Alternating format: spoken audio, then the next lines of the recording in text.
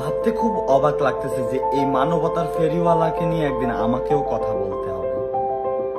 মিজানুর রহমান আজারি একদিন একটা কথা বলতেন, যদি আপনি কারোর সাথে অন্যায় করেন ওই অন্যায়ের মাসুল আপনাকে দিয়ে তারপরে আপনাকে বলতে হবে। এবার তৌহিদ আফ্রিদিকে নিয়ে নতুন করে মুখ খুললেন জনপ্রিয় টিকটকার অপু ভাই।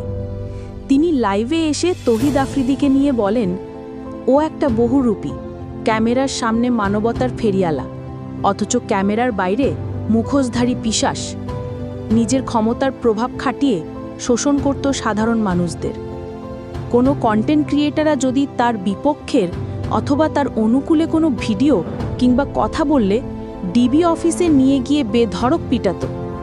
অনেককে তো গুম করে ফেলেছে আফ্রিদি, অনেক মেয়ের জীবন নষ্ট করেছে চরিত্রহীনাটা। আমাকে ওর বাসায় নিয়ে গিয়ে অপমান করেছে।